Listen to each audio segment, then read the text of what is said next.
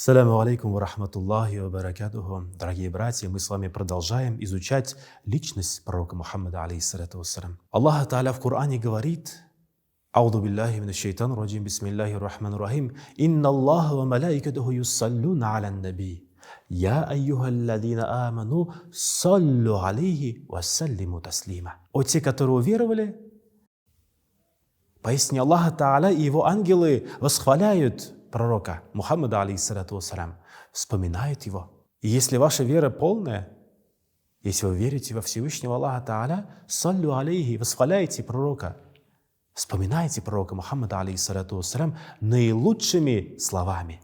Есть история известного ученого Суфьяна ас-Саури, который направлялся в сторону хаджа и повстречал уже непосредственно около Мекки одного юнца, паренька, который вместо молитв, которые должно произносить рядом с Каабатуллах, с домом Творца, он произносил единственную молитву, молитву салават. Аллахумма салли аля Мухаммад, Аллахумма салли аля Мухаммад. Неперестанно повторял он. Суфьян ас-Саури это удивило. Он подошел к нему и спросил: может, ты молитв не знаешь больше других? Почему ты постоянно повторяешь только одну молитву салавата? На что парень поинтересовался: а кто ты? Я Суфьян ас-Саури. А, слышал о тебе, ты великий ученый. Ну, значит, я тебе расскажу. И он рассказывает свою историю, что они вышли из своего селения вместе с отцом. Очень много трудностей преодолели. И в пути отец ушел в мир иной. Пророк Мухаммад, алейхиссалату вассалям, в одном из хадисов говорит: как вы живете, такой последний миг ваш будет. Каков последний ваш миг, такое будет и загробная жизнь ваша. Так вот, отец этого юнца, уходя из этого мира, его лицо немного почернело, и был застывший ужас на его лице.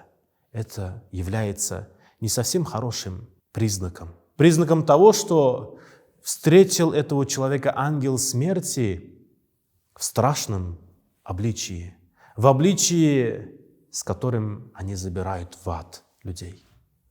Парень, увидев это, заплакал и настолько долго рыдал, что задремал. И вот во время этого мгновения он видит, что к нему подошел человек в белых одеяниях, приятной внешности, и свет шел от его лица. Этот парень удивился, спросил: кто ты? И он сказал: я Мухаммад, посланник Всевышнего. И он провел над лицом отца и убрал ту материю, которым я прикрыл его лицо. И я увидел, что лицо моего отца, оно стало светлым, улыбающимся и радостным. Я спросил: а что случилось? На что Мухаммад, алейхиссалату вассалям, ответил: твой отец в жизни совершал грехи. Его грехов было больше, чем благих деяний. Но у него было одно большое благое деяние, которое он совершал постоянно, со всем сердцем. Он говорил салаваты. Он говорил их искренне. Он искренне любил меня. И Аллах Та'аля даровал мне возможность сделать шафаат за него, заступиться за него. И вот эти салаваты избавили его от его грехов и прегрешений. После этих слов я проснулся, говорит парень, и убрал материю с лица отца. И лицо было благоухающим, светлым и улыбающимся, как во сне. После этого я понял, что каждую свободную секунду, каждую возможность я буду использовать для того, чтобы прочитать слова мольбы, слова восхваления пророка Мухаммада, алейхиссалату вассалям.